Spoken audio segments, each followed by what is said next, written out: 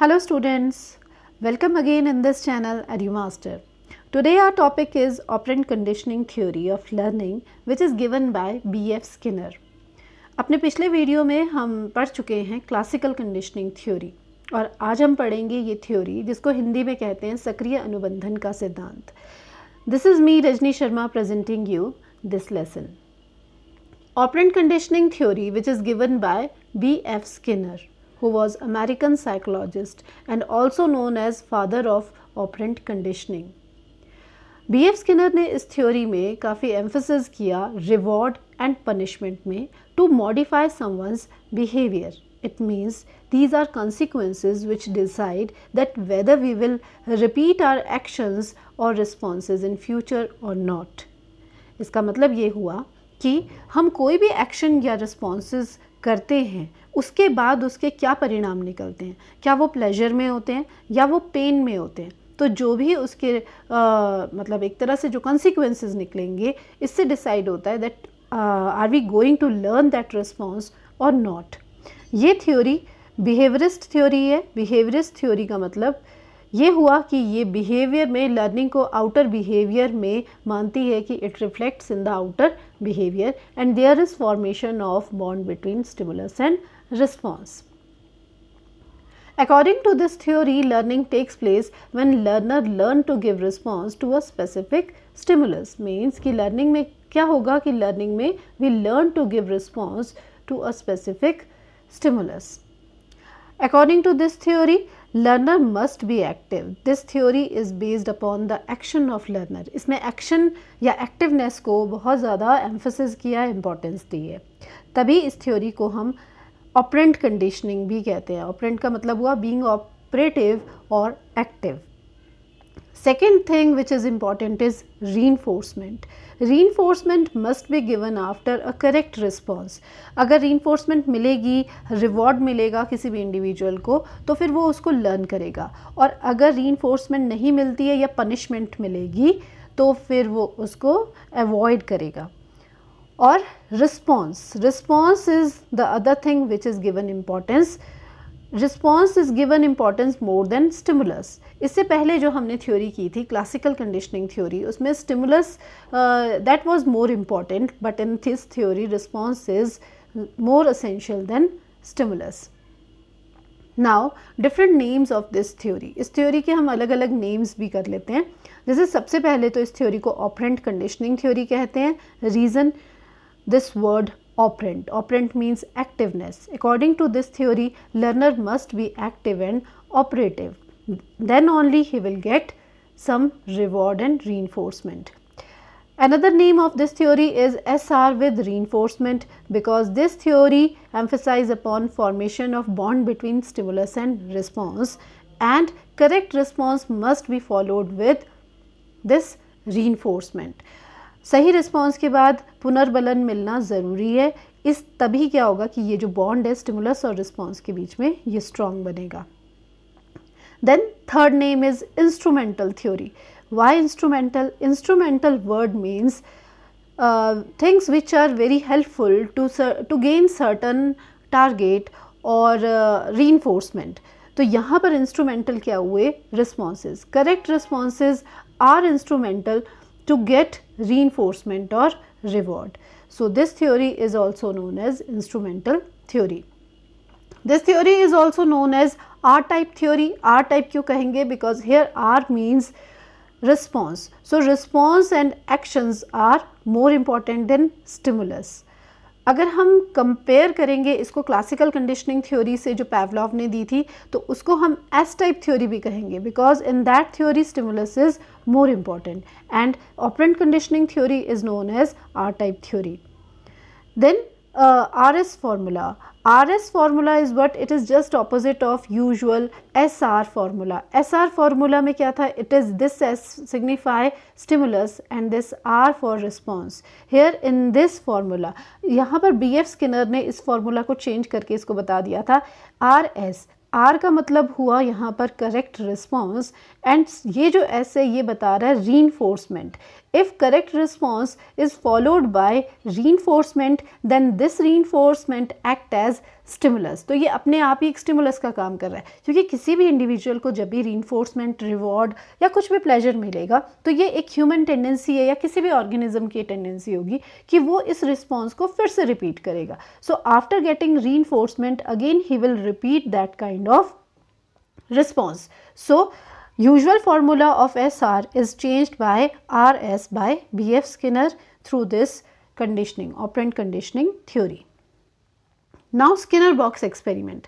Skinner box experiment क्या था? जो एक्सपेरिमेंट स्किनर ने किया था और जिसमें उन्होंने प्लेस किया था एक रैट को वो ये सिखाना चाहते थे इस एक्सपेरिमेंट के थ्रू कि वो कैसे ऑपरेटिव हो, एक्टिव हो, वो अपने एक्शंस के थ्रू कैसे रीइंफोर्समेंट ले सकता है। यहाँ पर रैट को ज़रूरी है कि वो एक्शन लेगा और एक्टिव रहेगा।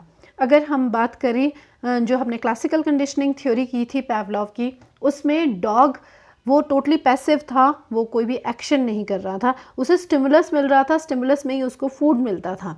लेकिन वो क्या था कि वहाँ पर वो dog it was totally dependent on the environment, यानी कि इन्वायरमेंट या स्टिमुलस पे डिपेंड कर रहा था वो। लेकिन यहाँ पर क्या स्किनर ये सिखाना चाहते थे उस रैट को कि जब उसको मन करे तो वो एक्शन करे और एक्शन करते ही उसका रिस्पॉन्स करते ही उसको फूड मिल जाए। अब उन्होंने उसे क्या किया, यहाँ पर प्लेस किया उन्होंने, ये आप पढ़ सकते हो यहाँ पर एक्सपेरिमेंट डिटेल में। और उन्होंने इस रैट को प्लेस किया एक बॉक्स में और वो चाहते थे इसको सिखाना कि वो ये लीवर को प्रेस करना सीख जाए। जैसे ही वो लीवर को प्रेस करेगा और वैसे ही उसको यहाँ पर पैलेट में फूड आ जाएगा।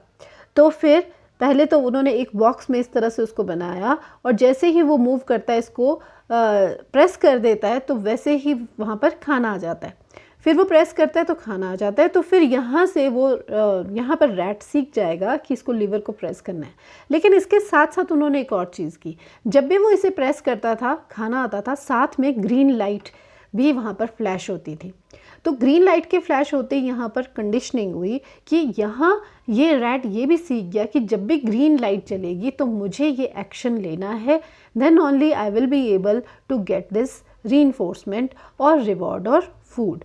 तो फिर ग्रीन लाइट का इंडिकेशन साथ में फूड में देने से, जैसे हमारी वहाँ पर जो ये क्लासिकल कंडीशनिंग थ्योरी थी उधर भी आता था फूड और बेल आती थी, लेकिन यहाँ पर डिफरेंस क्या आ जाता है कि यहाँ रैट को ये लीवर प्रेस करना होगा और अगर वो लाइट जल रही है पहले से भी तब भी उसको इंडिकेशन है कि फूड तो मिलेगा, लेकिन उसको ये लीवर प्रेस करके ही मिलेगा। तो ये इंडिकेशन होगी। एक और चीज़ उन्होंने यहाँ पर एसोसिएट की इसके कि लीवर प्रेस करेगा लेकिन उसे करंट भी मिलता था, लेकिन साथ में क्या होता था, रेड लाइट ऑन हो जाती थी।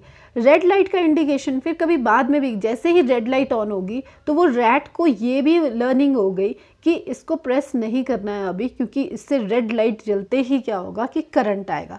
तो यहाँ पर एसोसिएशन की थी स्किनर ने, किसकी, फूड के साथ। जब यहाँ ये लीवर प्रेस करता था तो फूड के साथ क्या था, ग्रीन लाइट आ रही थी, और इधर क्या था कि अगर वो लीवर प्रेस कर रहा था, इसको टच करता था, तो यहाँ पर क्या हो रहा था, करंट मिलता था विद रेड लाइट। तो यहाँ पर इसने ये लर्न कर लिया रैट ने कि green light means food and red light means current. तो फिर वो अवॉइड करता है उस चीज़ को जहाँ से उसको पेन मिल रहा है, और जिस चीज़ से उसको प्लेजर मिल रहा है या रिवॉर्ड मिल रहा है तो वो उसको करने के लिए याद रख लेता है। अब आगे फ्यूचर में क्या होगा कि जब भी उसको ग्रीन लाइट दिखेगी, अगर वो प्रेस भी नहीं कर रहा है तो वो एकदम से भाग के आएगा और इसको प्रेस कर देगा। ये लर्न कर लेता है आफ्टर मैनी अटेम्प्ट्स। और इधर भी ये यहाँ पर इस केस में भी ये लर्न कर लेता है कि अगर रेड लाइट फ्लैश हो रही है तो इट मीन्स कि दूर रहना है, उस लीवर को प्रेस नहीं करना है। तो ये था जो एक्सपेरिमेंट स्किनर ने किया था रैट पे। सिमिलर सा एक एक्सपेरिमेंट उन्होंने पिजन पे भी किया था। पिजन को भी वो सिखाना चाह रहे थे कि कहाँ से वो अपना थोड़ा सा ऊंचा उठकर अपनी बीक जो है वो प्रेस करे इधर एक बटन पे और यहाँ पर उसको फूड आ जाएगा। तो इसी तरह से उन्होंने ये पिजन पर भी एक्सपेरिमेंट किया था। अब इम्पॉर्टेंट चीज़ आती है प्रिंसिपल्स ऑफ दिस थ्योरी कि क्या क्या सिद्धांत है इस थ्योरी के। सबसे पहले ये जो एक्सपेरिमेंट्स किए थे स्किनर ने, उससे जो प्रिंसिपल निकल के आता है which is very important is principle of small steps, कि जब भी किसी के भी बिहेवियर को हम मॉडिफाई करना चाहते हैं या कोई चीज़ लर्न करवाना चाहते हैं, thing important is that we should break that entire material into small steps. छोटे स्टेप्स में उसको चेंज करना या फिर उसको ब्रेक करना ज़रूरी है, क्योंकि हम एक साथ बहुत बड़ा कंटेंट नहीं सिखा सकते हैं। उस रैट को हम एक साथ नहीं सिखा सकते थे, तो उसको छोटे छोटे पार्ट्स में डिवाइड किया था। पहले वो जब सबसे पहले उस तरफ कोई बढ़ा था तभी उसको फूड मिल गया था, फिर उसने थोड़ा सा अपना एक्शन जब लिया होगा उसकी तरफ को और ज़्यादा अपना प्रेस करने के लिए हाथ आगे किया होगा तो उसको फूड मिला। तो छोटे स्मॉल स्टेप्स में हम बड़े बड़े टास्क जो किसी भी इंडिविजुअल को सिखा सकते हैं। Then next is shaping. Shaping का मतलब क्या होता है? मॉडिफिकेशन ऑफ बिहेवियर, या किसी भी इंडिविजुअल को हम उसका बिहेवियर को सर्टन शेप दे सकते हैं with the help of reinforcement. अगर प्रॉपर रीइंफोर्समेंट देंगे हम स्मॉल स्टेप्स के बाद तो हम शेपिंग कर सकते हैं। चेनिंग, चेनिंग का मतलब यही है इन दोनों को मिला के कि एक जो चीज़ है वो दूसरे से लिंक्ड है, नेक्स्ट स्टेप उससे लिंक्ड है। तो एक छोटा स्टेप अगर कोई इंडिविजुअल ले रहा है तो उसको रीइंफोर्समेंट दी, फिर नेक्स्ट स्टेप ले रहा है फिर रीइंफोर्समेंट ली। इस तरह से जब हम आगे आगे बढ़ते रहेंगे तो हम एक बड़ा चीज़ को कवर कर लेंगे। ये लिंक्ड है सक्सेसिव अप्रॉक्सीमेशन से भी। उसका मतलब भी यही है कि स्मॉल स्टेप्स में रीइंफोर्समेंट देना, तो ये बन जाता है चेनिंग। फिर इसके बाद आता है एक्सटिंक्शन। एक्सटिंक्शन का मतलब होता है कि कोई भी चीज़ जब एक्सटिंक्ट हो जाएगी। यहाँ क्या एक्सटिंक्ट होगा कि अगर सपोज़ कि कोई भी इंडिविजुअल रिस्पॉन्स तो करता है लेकिन उसके बाद उसको अगर रीइंफोर्समेंट नहीं मिलेगी तो धीरे धीरे एक्सटिंक्शन हो जाएगा रिस्पॉन्स का, यानी कि वो चीज़ विलुप्त हो जाएगी, ख़त्म हो जाएगी, वो रिस्पॉन्स देना बंद कर देगा। अगर रैट लीवर को प्रेस करता है, खाना आ रहा है तो ठीक है वो और भी करेगा, लेकिन बार बार अगर वो प्रेस करने पर उसको खाना नहीं मिलता है, रीइंफोर्समेंट नहीं मिलेगी, तो क्या हो जाएगा? Extinction of that kind of response will happen. Then spontaneous recovery. इसका मतलब ये होता है कि फिर से वो रिस्पॉन्स आ जाना। जब देखा गया कि आफ्टर अ टाइम गैप फिर से ऑर्गेनिज्म को उसी सिचुएशन में रखा जाता है तो फिर से वो रिस्पॉन्स देना स्टार्ट कर देता है। जैसे कि अगर रैट को सपोज उस सिचुएशन से हटा दिया गया था या वो उसने रिस्पॉन्स देना बंद कर दिया, उसके कुछ टाइम गैप के बाद उसको फिर से जब उसी सिचुएशन में उसी स्किनर बॉक्स में रखा गया, उसने फिर से उस लीवर को प्रेस किया उस होप में कि फिर मुझे खाना मिल जाएगा। तो इससे ये पता चलता है कि एक्चुअल में पूरी तरह से एक्सटिंक्ट नहीं हुई थी जो कंडीशनिंग हमने की थी, जो एक हैबिट फॉर्मेशन हो गई थी, तो इसे ही हम कहते हैं spontaneous recovery. Then generalisation. Generalisation का मतलब होता है when we learn to give response, same response to a similar stimulus that we have learned earlier. कि अगर हमने कोई सीखा कि एक स्टिमुलस को ये रिस्पॉन्स देना है और उसके जैसा ही स्टिमुलर अगर हमें स्टिमुलस मिलता है सिमिलर, तो उसको भी हम अगर वैसा ही रिस्पॉन्स देते हैं, then it is known as generalization, सामान्यकरण जिसे कहते हैं। When an organism learn to give same response to similar situation, it is known as generalization. Then reinforcement. Reinforcement तो इस थ्योरी का एक सेंट्रल पार्ट है, सेंट्रल पॉइंट है। इसमें यहाँ पर डी स्किनर ने रीइंफोर्सर्स की बात की है कि रीइंफोर्सर्स क्या होते हैं और रीइंफोर्सर्स को भी कैटेगराइज किए हैं। तो रीइंफोर्सर्स होते हैं these are the events or stimulus from the environment that increase or decrease the probability of behaviour being repeated. वो इवेंट्स या स्टिमुलस जो कि इन्वायरमेंट से मिलेंगे जो किसी भी रिस्पॉन्स की प्रोबेबिलिटी को या तो बढ़ा देते हैं या कम कर देते हैं। यहाँ ध्यान रखना है रीइंफोर्सर का मतलब हमेशा रिवॉर्ड ही नहीं है। रीइंफोर्सर एक पनिशमेंट भी हो सकती है। जो भी कुछ हमें अपने इन्वायरमेंट से मिल रहा है अगर पनिशमेंट की फॉर्म में मिल रहा है तो ऑब्वियसली कि हमारा वो जो रिस्पॉन्स होगा वो कम हो जाएगा, और अगर वो रिवॉर्ड की फॉर्म में मिलेगा तो रिस्पॉन्स हमारा बढ़ जाएगा। अब रीइंफोर्सर्स को भी 3 टाइप्स में डिवाइड किया। सबसे पहले आता है पॉजिटिव रीइंफोर्सर्स। पॉजिटिव कौन से हुए? धनात्मक, जिसे हम कहेंगे पुनर्बल। और ये क्या होगा कि ये इंक्रीज कर देगा frequency of behaviour when applied. जब भी पॉजिटिव रीइंफोर्सर मिलेगा, ये हो सकती है जैसे शाबाशी दे दी, वेरी गुड, कोई रिवॉर्ड दिया, कोई चॉकलेट दी, कोई टॉफ़ी दी बच्चे को, जिससे क्या होगा कि उसका बिहेवियर फिर और आएगा, फिर और उसकी प्रोबेबिलिटी बढ़ जाएगी। नेगेटिव रीइंफोर्सर्स कैसे होंगे? Increase the frequency of behaviour when removed. जब जब इस तरह के इसको रिमूव कर दिया जाएगा तो फिर उसकी बिहेवियर की जो प्रोबेबिलिटी है वो बढ़ेगी, जैसे ही हम इस तरह के रीइंफोर्सर को हटा देते हैं। फिर आते हैं पनिशर्स। पनिशर्स क्या है? एक तरह से पनिशमेंट, ये एवर्सिव इवेंट है, जैसे स्कोल्डिंग हो गया या पिटाई होती है, डांट है, तो ये वो हैं जो कि किसी भी रिस्पॉन्स की प्रोबेबिलिटी को, फ्रीक्वेंसी को कम कर देते हैं। इस चीज़ के लिए, पनिशमेंट को अवॉइड करने के लिए बच्चा क्या करेगा? कोई काम करना बंद कर रहा है तो ये डिक्रीज़ कर रहे हैं, और यहाँ पर ये इंक्रीज़ होता है अगर इसको हटा दिया जाता है, और यहाँ पर पॉजिटिव रीइंफोर्सर जो हैं वो क्या करते हैं? बढ़ा देते हैं किसी की भी रिस्पॉन्स के या बिहेवियर की पॉसिबिलिटी को। फिर आ जाती है इम्पॉर्टेंट चीज़, एक और है शेड्यूल्स ऑफ रीइंफोर्समेंट, जिसकी बात की है स्किनर ने अपनी थ्योरी में। अब शेड्यूल्स का मतलब क्या हुआ कि हम कितनी रीइंफोर्समेंट देंगे या किस तरह से देंगे, कितने टाइम बाद देंगे। शेड्यूल्स को डिवाइड किया है दो कैटेगरी में। एक होती है कॉन्टीन्यूअस रीइंफोर्समेंट, कॉन्टीन्यूअसली जो दी जाएगी। फिर होती है इंटरमिटेंट शेड्यूल। इंटरमिटेंट का मतलब है कि जो हम कुछ गैप के बाद देंगे, वो गैप कैसा हो सकता है? वो टाइम के अकॉर्डिंग भी हो सकता है या नंबर ऑफ रिस्पॉन्सेज की फॉर्म में भी हो सकता है। इसमें आते हैं fixed ratio reinforcement, fixed interval reinforcement, variable ratio reinforcement, then variable interval reinforcement. तो चलिए इसको करते हैं डिटेल में। शेड्यूल ऑफ रीइंफोर्समेंट का मतलब क्या है? Reinforcement schedule refer to patterns or rules by which reinforcement is delivered following a particular behaviour.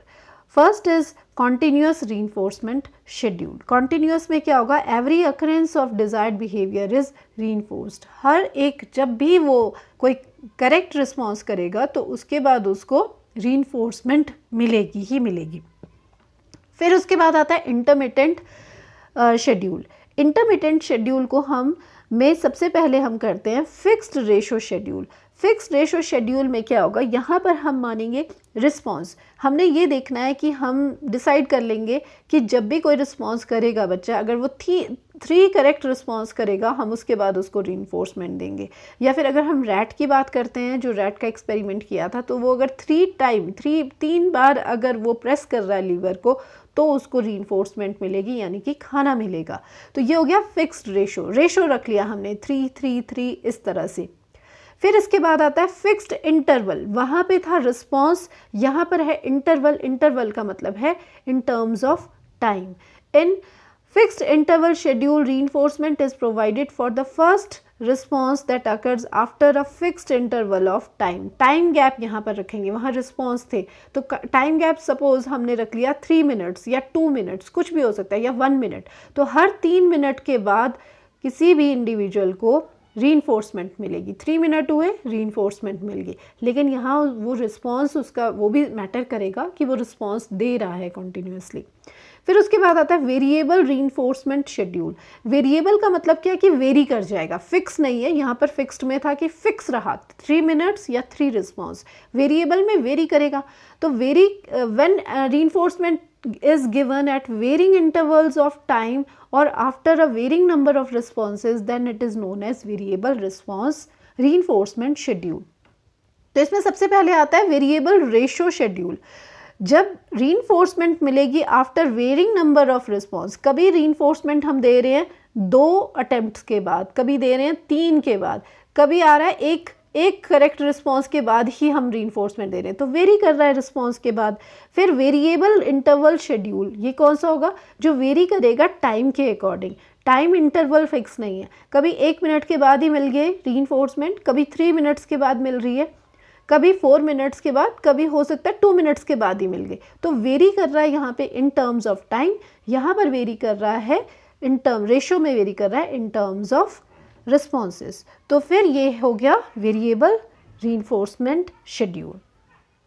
अच्छा, ये जो वेरिएबल रीइंफोर्समेंट शेड्यूल है, इसका फ़ायदा एक ये होता है कि इंडिविजुअल को ये नहीं पता कि मुझे 3 के बाद मिलेगा, 2 के बाद मिलेगा, तो वो कॉन्टीन्यूसली मोटिवेटेड रहता है काफ़ी ज़्यादा। उसको ये लगेगा कि हो सकता है अभी रीइंफोर्समेंट मिल जाए, अभी खाना मिल जाएगा, तो फिर वो मतलब रेगुलर वे में क्या रहेगा, वो मोटिवेटेड रहेगा, उसको पता नहीं है। लेकिन इससे ऊपर जो हमने फिक्स वाले किए थे, उसमें कहीं ना कहीं जजमेंट हो जाएगी कि हाँ आफ्टर 2 मिनट्स मुझे रीइंफोर्समेंट मिल रही है, after 3 minutes I am getting reinforcement. तो यहाँ पर उसका मोटिवेशन जो है वो थोड़ा लो हो सकता है, लेकिन वेरिएबल में वो जो रीइंफोर्समेंट उसका जो मोटिवेशन लेवल है दैट इज़ हाई। अच्छा, अब इसकी इम्पॉर्टेंट चीज़ है एजुकेशनल इम्प्लीकेशन की। हम स्किनर की थ्योरी हमने पढ़ ली और उसमें हमने देखा कि स्किनर ने बात की थी कि एक्टिव होना ज़रूरी है, एक्शन करेगा कोई इंडिविजुअल तभी उसको रीइंफोर्समेंट मिलेगी। रीइंफोर्समेंट को ज़्यादा इंपॉर्टेंट बताया, रिस्पॉन्स को इम्पॉर्टेंट बताया है। अब ये चीज़ें जो भी हमने स्किनर थ्योरी में पढ़ी उसको हम क्लासरूम में कैसे अप्लाई करेंगे, क्योंकि हम जब ये तो हम एज अ टीचर पढ़ रहे हैं, तो मतलब बीइंग टीचर हम अपनी टीचिंग को किस तरह से और अच्छा बना सकते हैं इस थ्योरी के थ्रू। तो सबसे पहले एजुकेशनल इम्प्लीकेशन तो आ जाती है रीइंफोर्समेंट की, कि ये थ्योरी हमें सिखाती है that reinforcement is very important to learn certain behaviour, या फिर किसी के बिहेवियर को, बच्चों के बिहेवियर को मॉडिफाई करने के लिए रीइंफोर्समेंट एक्ट एज मैजिक। तो रीइंफोर्समेंट से हम बच्चों के बिहेवियर को शेपिंग दे सकते हैं, उनके बिहेवियर को पॉजिटिव डायरेक्शन में मोल्ड कर सकते हैं। अगर हम पॉजिटिव रीइंफोर्समेंट देते हैं लाइक प्रेज, रिवॉर्ड, रिकॉग्निशन, तो ये सब चीज़ें एनकरेज करती हैं और इंक्रीज कर देती हैं करेक्ट रिस्पॉन्सेज को।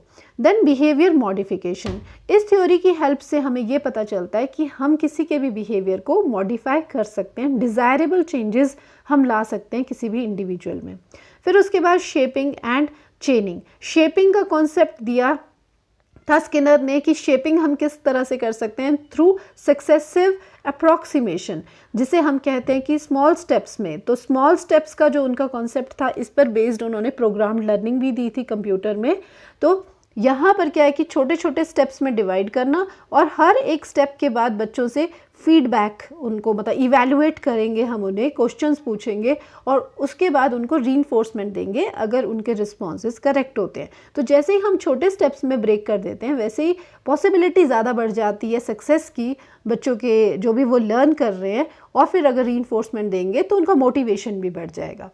फिर इसके बाद आता है पनिशमेंट। पनिशमेंट के बारे में भी बात की स्किनर ने, ये कहा कि पनिशमेंट भी ज़रूरी है। अगर कोई भी अनडिज़ायरेबल बिहेवियर आता है तो in that case we should also ready to give punishment to children, कि पनिशमेंट देंगे तो उनका वो जो बिहेवियर है वो उसकी फ्रीक्वेंसी हम कम कर सकते हैं। अब एक और चीज़ उन्होंने कही थी, इंडिविजुअलाइज्ड इंस्ट्रक्शन, जिसका मतलब होता है कि हर एक इंडिविजुअल अपनी अलग पेस में पढ़ता है। इसको हम सेल्फ पेसिंग भी कहते हैं। सेल्फ पेसिंग की बात की थी यहाँ पर स्किनर ने, और कहा था हर इंडिविजुअल जो है वो अपनी स्पीड में पढ़ाई करे। उसको ये एक फैसिलिटी होनी ज़रूरी है कि वो अपनी स्पीड में पढ़े और सेल्फ पेसिंग से उसको इंस्ट्रक्शन दी जाए। हर इंडिविजुअल को इंडिविजुअल अटेंशन मिलनी ज़रूरी है, और जो भी हम इंस्ट्रक्शन देंगे that should be according to the specific needs of the students. फिर self regulation and self monitoring, teacher can help student developing their skills by teaching them to set goals। बच्चे अपने गोल्स को खुद set करें, उसे monitor करें अपनी speed के साथ और अपने बिहेवियर, अपने इंडिविजुअल बिहेवियर के साथ, और अपने आप को सेल्फ रीइंफोर्समेंट भी किस तरह से प्रोवाइड कर सकते हैं। So this is all about this theory. और इसमें हमने पढ़ा that operand conditioning theory provides valuable insight into the principle of behaviour change and can guide teacher in creating supportive and effective learning environment that promote positive behaviours and enhance students learning outcomes.